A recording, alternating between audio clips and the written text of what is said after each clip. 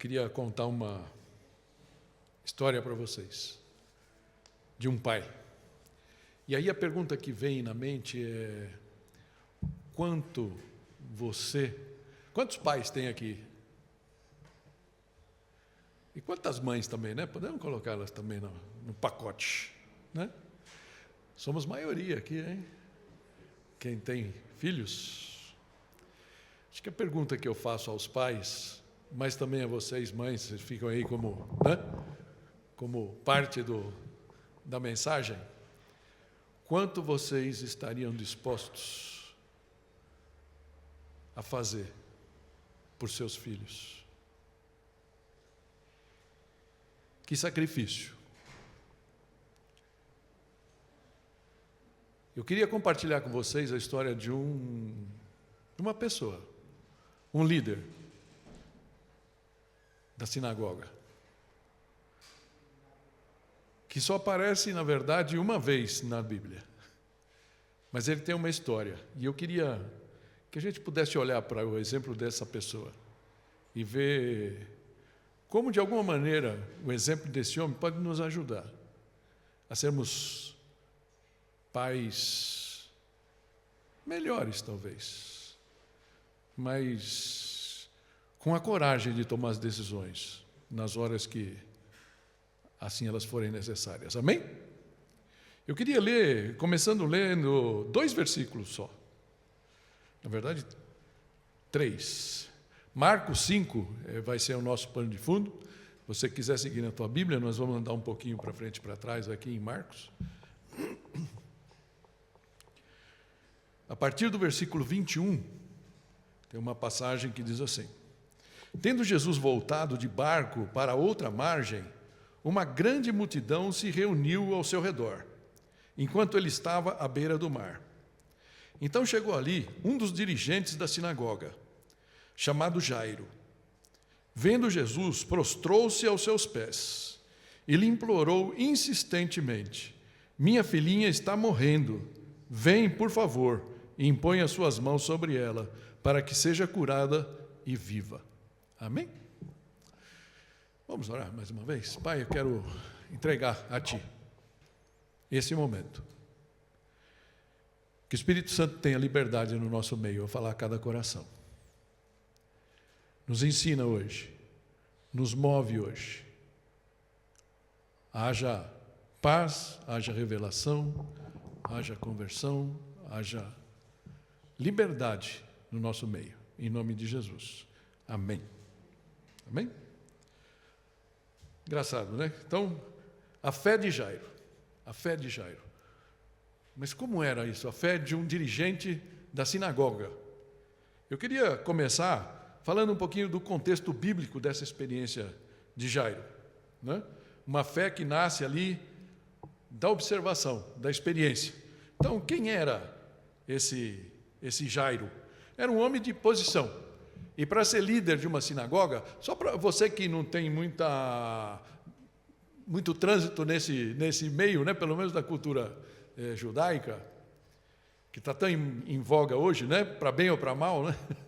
Mas uma sinagoga era para um judeu mais ou menos como é uma igreja como essa aqui para nós, né? Como um cristão.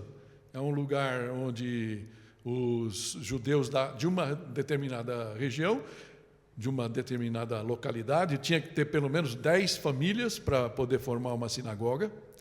Então era uma coisa que existia uma simbiose entre a fé e o dia a dia da comunidade, tá? Então esse Jairo era um líder dessa sinagoga. Ele era certamente um cara que tinha estrada. Para um judeu, conhecer a Bíblia, a Torá, né? Ou seja, o Antigo Testamento, como a gente chama hoje, era uma coisa, era um requisito quase que obrigatório e que acontecia quase que automaticamente. Era o livro da escola, né? Eu não sei vocês, eu sou mais velhinho, a minha primeira cartilha. Hoje em dia as crianças não têm mais cartilha, né? Mas existia um primeiro livro, era o Caminho Suave. Tem muita gente que lembra disso aqui? Não fala, porque vai denunciar que você não é tão jovem assim. Começava lá com a abelhinha tal, e até a zabumba. a zabumba, que era o Z no final, né? Então a gente aprendia assim, as crianças judias, elas aprendem já em cima da Bíblia, né? Dos livros do Antigo Testamento, e um menino com 7 anos já sabe um monte, e um menino com 11, com 13, então, né, quando ele é de se tornar adulto, quando vai ter o bar mitzvah, ele já é um homem versado na palavra. Então imagina que para ser um líder de uma sinagoga, ele conhecia bastante, né? Era um homem não só socialmente aceito, mas espiritualmente também. Então, esse era o Jairo, né, esse líder. Mas é interessante que, embora ele fosse ali, como eu falei, a sinagoga e a vida, tem algumas coisas escritas ali, né, que falam disso. Ele tinha esse misto de sinagoga e vida comunitária. No Brasil, acho que a coisa que mais assemelha a isso, eu sei que tem algumas igrejas que são assim, dependendo da cidade pequena, mas quem é do interior talvez saiba, né, aquela paróquia, né, pensando na igreja católica, o padre ali, o pároco, não sei como é que se fala, daquela região, que vai cada dia tomar café na casa de dos fiéis ali, e fica uma coisa muito entrelaçada. E eu imagino assim o mundo que vivia Jairo. Por que isso aqui é importante? Porque, embora ele fosse um homem, então, bastante religioso, bastante influente, aquele texto que a gente leu e a história mostra que a filha dele ficou doente. Então, provavelmente era um homem que tinha condições de pagar um médico, os melhores médicos, e mesmo assim aquela menina estava, algumas versões da Bíblia falam que ela estava moribunda, ou seja, ela estava à morte. E fico imaginando o desespero daquele pai. Então, o que fala aqui nesse subtítulo? Influente na sociedade, mas impotente frente à enfermidade. É como se ele falasse assim, toda a religiosidade dele, a posição dele, não ajudava naquele momento. Provavelmente a própria sinagoga, os membros da sinagoga oravam, como a gente faz quando tem alguém no nosso meio que está enfermo, né, doente. Isso deve ter acontecido ali. Mas ele percebe ali em algum momento que aquela fé dele, que era mais talvez intelectual, de conhecimento do que de experiência viva, não podia ajudá-lo naquele momento. Mas ele sabia quem podia. Ele sabia quem podia. Só que para fazer isso ele tinha que vencer várias barreiras. Várias barreiras. Então, a fé dele, a fé que nasce da experiência. E eu queria trazer um pano de fundo antes daquele momento. Por que então, da onde Jairo conhecia Jesus a ponto de se ajoelhar na frente dele? Né? Se você tem o Evangelho de Marcos, aí você vai ver, né, que para ele, o grande dilema de todos os homens religiosos da época lá. Jesus que apareceu, chegando, né? Embora muito humilde, ele era um charlatão ou ele era o próprio Messias que todo judeu esperava da vida inteira, né? Isso realmente estava na cabeça de Jairo. Logo no começo, lá em Marcos 1, conta a história da primeira vez que Jesus vai à sinagoga, aquela sinagoga, e ele entra, fala aqui, né, no versículo 23 do capítulo 1, fala, justamente naquela hora na sinagoga, um homem possesso de um espírito imundo gritou, o que queres conosco, Jesus de Nazaré? Vieste para nos destruir? Sei quem tu és, o Santo de Deus. Interessante, imagina uma comunidade muito tranquila, muito pacata, nunca acontecia nada, as pessoas ali mais ou menos as mesmas, os moradores ali do bairro, vamos dizer assim, não é? E de repente um desses, que provavelmente a vida inteira participava daquela sinagoga, num dia tem lá fica possesso, a gente não sabe se naquele momento, ou se ele já carregava alguns espíritos, e ele tem esse grito lá. Esse grito. Quem és tu? Ou seja, Jesus não precisou de ninguém ir anunciá-lo, falar quem ele era. Os próprios demônios falaram, né? O próprio demônio falou quem ele era. Filho de Deus Altíssimo, e assim foi. É interessante. Então, como é que aquilo ficou? Impressionante. Mas o que é que Jesus fez? Os versículos seguintes, 25, fala que Jesus olha então para aquele homem, e logicamente ele não estava olhando para o homem, ele estava olhando para aquilo que estava sendo manifestado, e fala, cale-se e saia dele. E repreendeu então Jesus. E o espírito imundo sacudiu o homem violentamente e saiu dele. Imagina a cena. Hoje em dia a gente vê um monte de coisas na televisão, né? Que a gente fica sempre pensando, será que é assim? Será que não é? A Bíblia nos mostra que sim, o diabo é real. E as manifestações acontecem. Talvez não como a televisão mostra, aqueles, né, que você fica berrando para os espíritos e tudo mais. Mas Jesus demonstra claramente a autoridade, a serenidade e a firmeza. Manda sair e sai. Glória a Deus por isso. Jesus realmente era poderoso. Ele é poderoso. Essa foi a primeira experiência, com certeza, que Jairo estava lá. A Bíblia não cita o nome dele. Mas se ele era o principal, um dos principais da sinagoga, com certeza ele sabia disso. Mesmo que ele não tivesse, ele ficou sabendo disso ali. Aconteceu. E aquele homem provavelmente, talvez até envergonhado, mas livre, liberto, ele continua a vida dele ali, como membro daquela sinagoga. Mas acontece um outro, né? Então o versículo 27 ainda, nesse coisa, fala: todos ficaram tão admirados que perguntavam uns aos outros: o que é isto? Um novo ensino? E com autoridade, até os espíritos imundos, aos espíritos imundos ele dá ordens, e eles lhes obedecem. Amém? E as notícias então se espalharam de Jesus ali.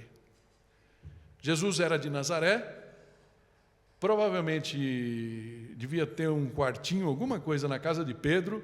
Pedro era pescador, era como se fosse lá talvez um empresário, um microempresário, né? E Jesus acaba ficando por ali. Jesus teve a oportunidade de curar a sogra de Pedro. Então, a partir daquele momento, ele deixa Nazaré, deu problema na sinagoga de Nazaré, e ele começa o ministério dele ali. E, portanto, toda a rua, todo mundo ali acabava sabendo dessas coisas, e Jairo, então, participava disso. Ok? Mas essa não foi a única experiência de Jairo com Jesus. Em Marcos 3, um pouco mais para frente, vai contar de um outro episódio, ocorrido na sinagoga também, e para complicar um pouquinho, num dia de sábado, que era a cura de um homem com a mão ressequida. E é interessante porque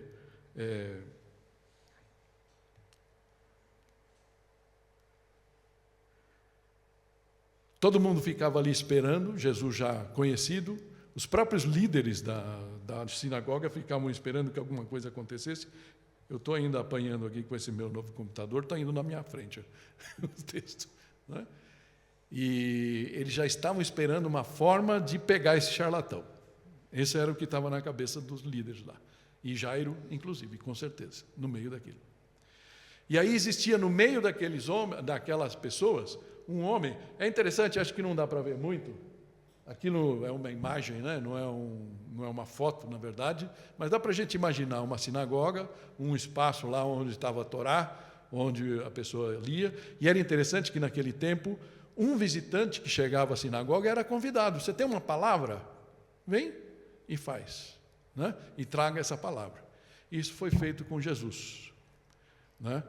Mas é interessante que, existindo um homem com um defeito na mão, provavelmente a mão ali, a Bíblia fala da mão atrofiada, a mão ressequida, né? Como nesse texto que a gente está lendo aqui, ele devia ficar lá atrás, no fundão, escondendo. Outro dia eu vi uma notinha sobre o Tom Cruise, não sei porquê. O Tom Cruise disse que está sempre, se você prestar atenção nas fotos do Tom Cruise, ele está sempre com as mãos no bolso. Não sei se quando ele era jovem ou agora que ele já está um jovem mais maduro, né? Ele sempre esconde as mãos. Provavelmente porque a mão mostra, né?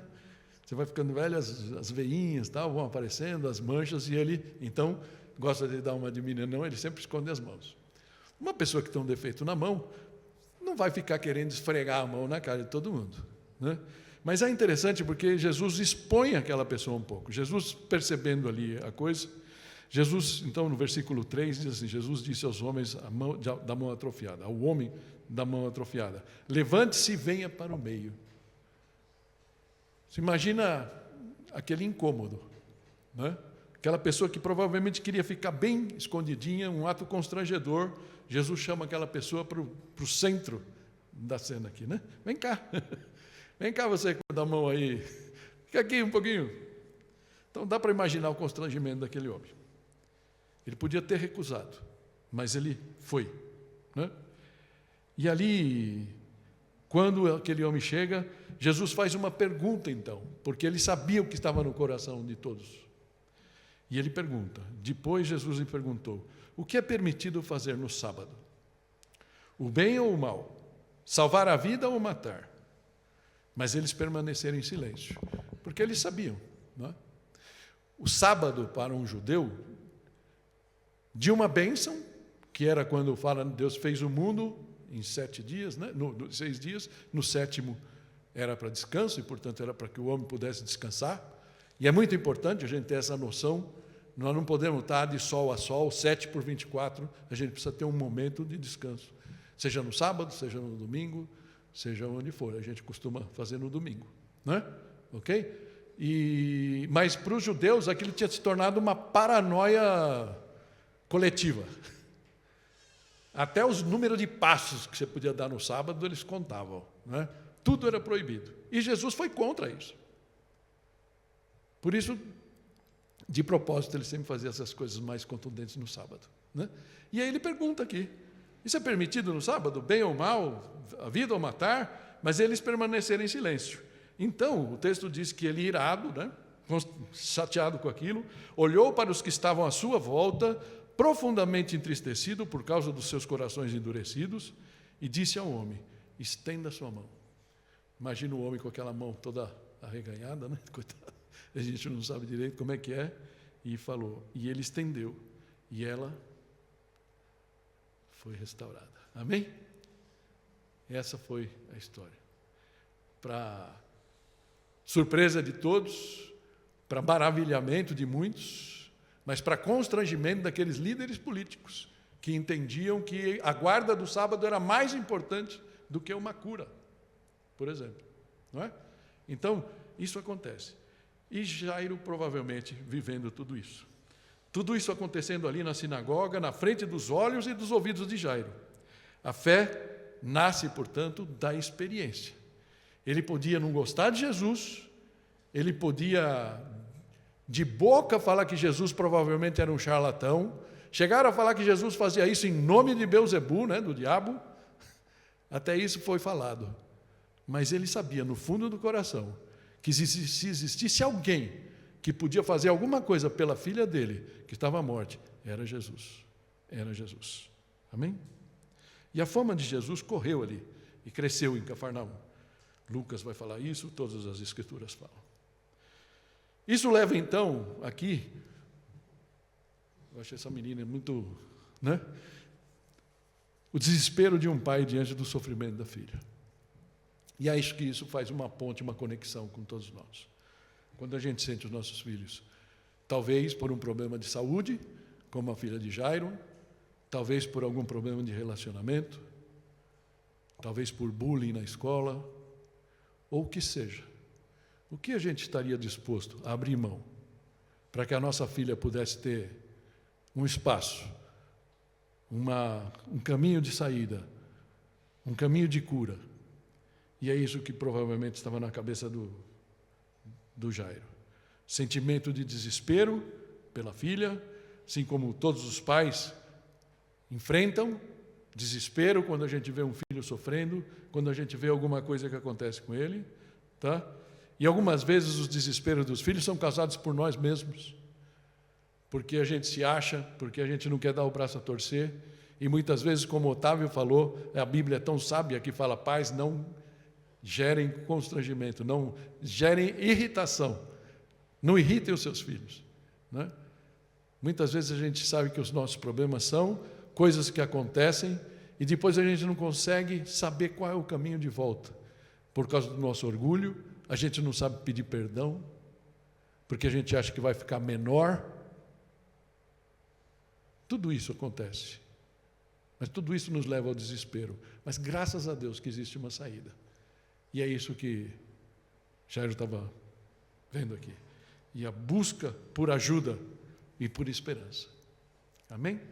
É isso que estava ali na cabeça do Jairo. O desafio de Jairo, portanto, era vencer suas barreiras, tanto religiosas, quanto culturais, quanto sociais. Amém? E ele precisava, então, vencer. Ele sabia. Ele tinha que decidir entre a vida da sua filha e a sua própria reputação. Algumas vezes a gente vem numa igreja porque um amigo convida, a gente gosta desse amigo, ou ficou constrangido de dizer não, mas aí vocês estão aqui hoje. E aí talvez alguma coisa em você fala, nossa, isso daqui, realmente, eu preciso desse caminho, eu preciso dessa ajuda. Talvez uma coisa muito diferente que esteja acontecendo, mas a sua reputação, eu não creio em Jesus, fico imaginando que Jairo muitas vezes fala, eu não gosto de Jesus, como que eu vou chegar perto de Jesus? Ele sabe que eu falei mal dele, ele vai me jogar na cara aquilo, tantas coisas que podem acontecer, mas que a gente tem essa disposição de vencer as barreiras. Religiosas, porque eles esperavam, o que um judeu esperava? Com tudo o que ele aprendeu, eles esperavam um Messias poderoso, um Messias vencedor, que ia chegar no seu cavalo para vencer os romanos, que eram os déspotas da vez. Não é? E Jesus não, Jesus chegou diferente. Jesus chegou com uma mensagem de paz, mas demonstrando um poder muito superior a qualquer coisa que eles poderiam ter imaginado. Barreiras culturais, imagina, isso daí, como é que ele ia, pensa bem, no dia seguinte, como é que ele foi para a sinagoga depois? Se todos na sinagoga ali, os amigos dele, já estavam planejando matar Jesus, e ele ali, ele se ajoelhou, um judeu se ajoelhar diante de um homem, só diante de Deus eles poderiam se ajoelhar. Se ajoelhar diante de Jesus representava reconhecer quem Jesus era. Todas essas coisas passavam pela cabeça de Jairo. Mas, que bacana, ele venceu tudo isso. Ele venceu. E o texto que a gente leu no começo, fala, vendo Jesus, ali, no meio da multidão, essa imagem aqui não é tão fiel, né, aquilo que estava acontecendo, mas no meio da multidão, Jairo se prostra e implora para Jesus. Como se a gente estivesse orando para Jesus. Implora, minha filha está morrendo, vem por favor, impõe suas mãos sobre ela, para que seja curada e viva.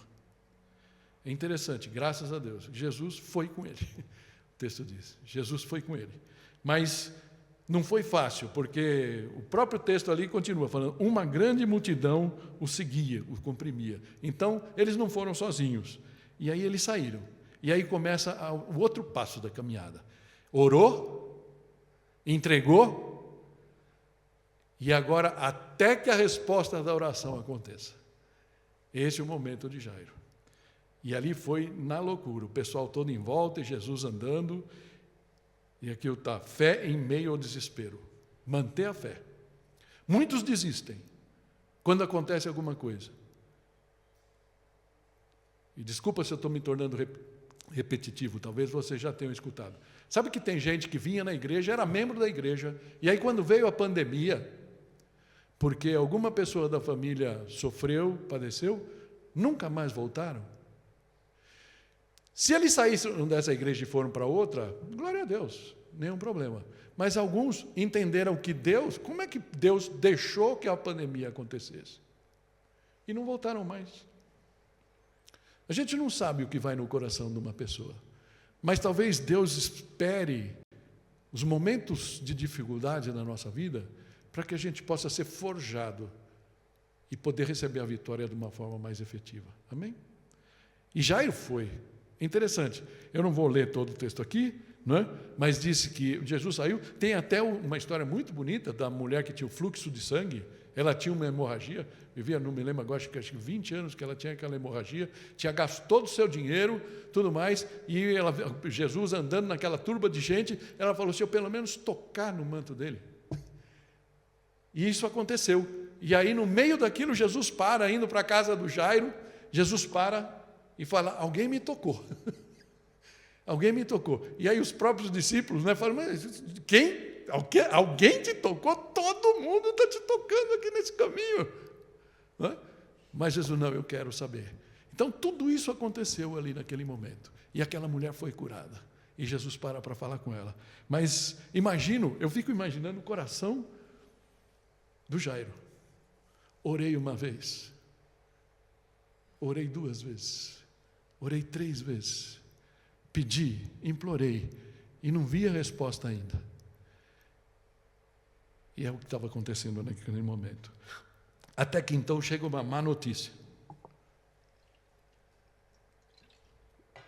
Versículo 35 do capítulo 5 de Marcos diz assim: enquanto Jesus ainda estava falando, chegaram algumas pessoas da casa de Jairo, o dirigente da sinagoga, e falou: sua filha morreu. Disseram eles: não precisa mais incomodar o mestre. Deixa quieto. Já era.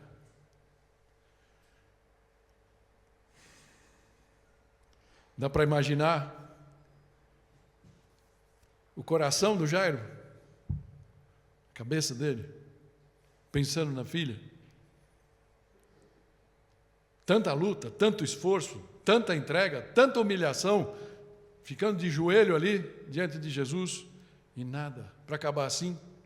Estava tudo acabado. Jesus se distraiu com a multidão, com a mulher do fluxo de sangue, e esqueceu da pequena filha de Jairo. Mas Jesus não estava distraído. E Jesus então responde para ele.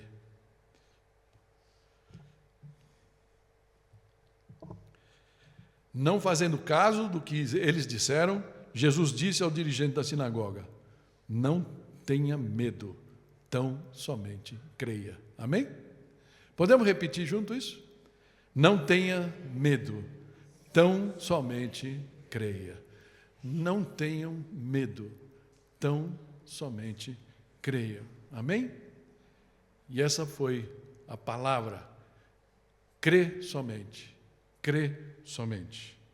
E aí eles saíram dali e foram para a casa de Jairo. Chegaram na casa de Jairo, estava uma loucura, todo mundo chorando. Sabe que naquele tempo, e até hoje tem algumas culturas que tem isso, né? As carpideiras que chama, né? Carpideiras, aquelas que choram são profissionais. Vão lá na tua casa chorar e aí depois recebe lá um pão com mortadela.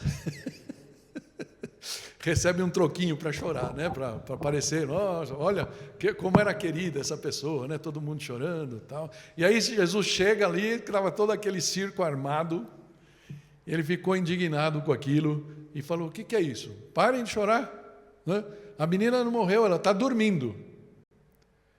E aí o pessoal que estava chorando começou a rir de Jesus. Começou a rir de Jesus. E aí o texto fala para a gente, né, que ele, porém, ordenou que eles saíssem. Tomou consigo o pai, a mãe, a criança e os discípulos que estavam com ele. Um pouquinho antes ele tinha falado: olha, não precisa ir todo mundo. Ele chamou Pedro, Tiago e João, que eram os três mais próximos dele. Ele não levou todo aquele pessoal.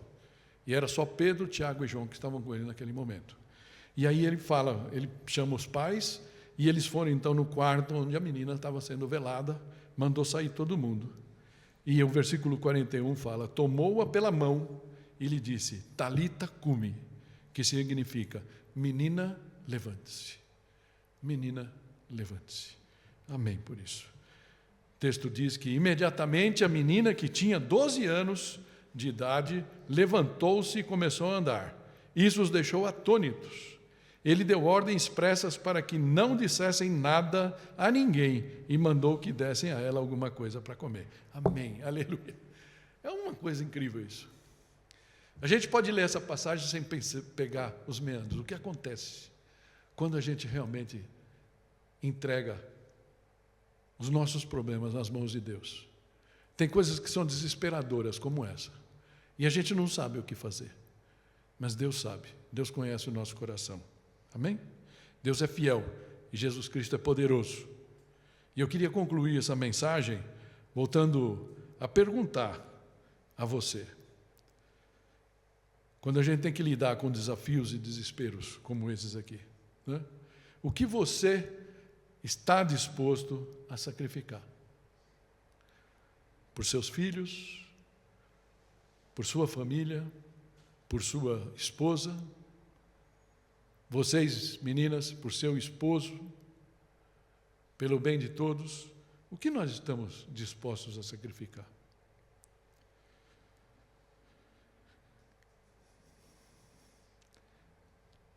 Pais, eu acho que Deus nos fez em muitas coisas muito fortes. Mas Acho que você está junto comigo nessa, eu vou falar aqui. Você já percebeu como a sua mulher é forte? Já percebeu? Já percebeu que tem coisas que a gente fica pequeno para encarar? Parece que nos falta coragem. E elas vão que nem leoas e vão de peito aberto. Talvez algumas vezes falte um pouquinho de sabedoria para elas. Amo vocês. Mas elas saem rasgando. Ainda mais quando a cria está envolvida. E muitas vezes a gente fica cheio. Minha reputação. Mas ela, mas ele.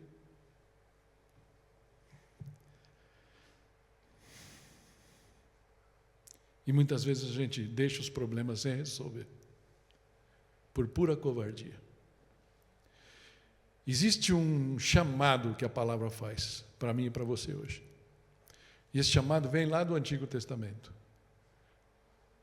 Um texto que Deus deu, não para Salomão, ele deu para o povo judeu, mas para todo, nós somos o Israel de Deus hoje, não é? Amém?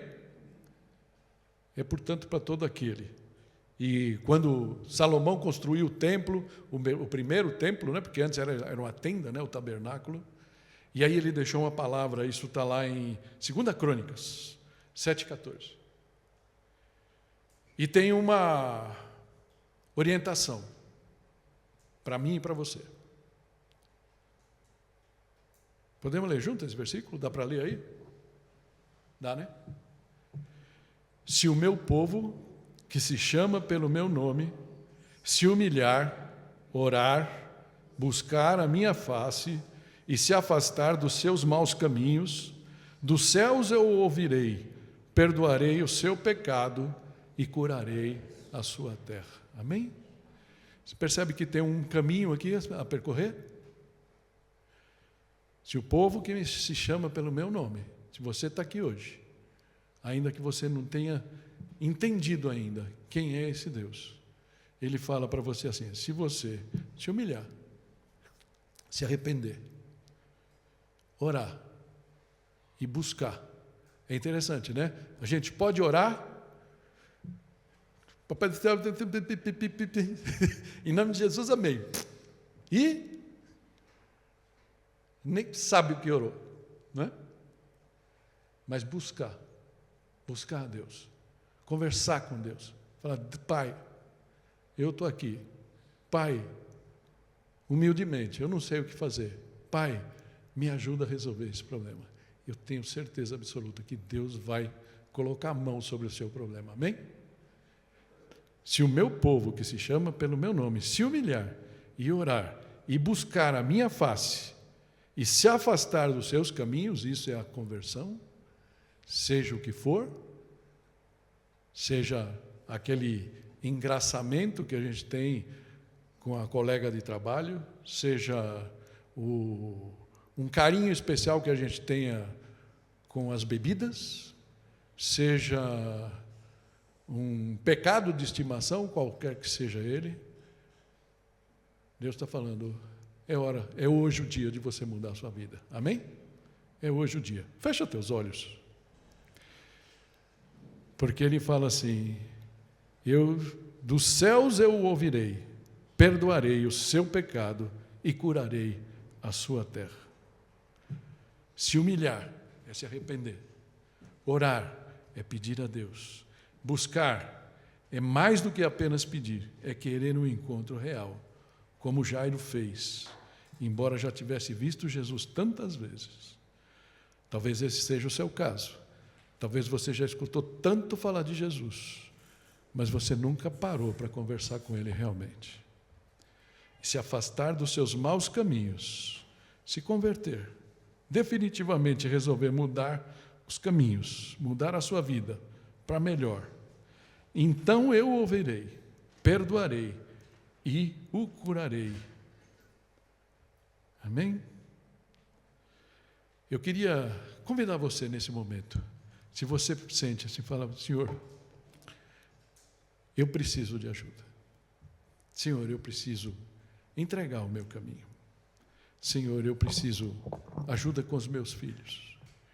Ó Senhor, eu preciso de ajuda com o meu emprego. Eu preciso de ajuda com a minha saúde. Eu queria convidar você a dar um passo de fé. Tem um texto que eu não vou ler ele aqui, mas falando que Jesus levou para a cruz todos os nossos pecados, mas Ele levou também todas as nossas enfermidades. Existem enfermidades que são físicas, elas pesam nas nossas costas, no nosso joelho, mas existem enfermidades que são emocionais, espirituais. E Jesus te chama hoje a dar um passo de fé. Nós queríamos orar com você. Eu não sei qual é o teu problema, mas eu queria convidar você a ficar de pé e vir aqui na frente para a gente poder orar com você. A gente orar junto e sabendo que Deus se agrada quando nós nos humilhamos na sua presença. A começar de mim, e eu quero vir aqui para frente para que Deus possa falar ao meu coração também.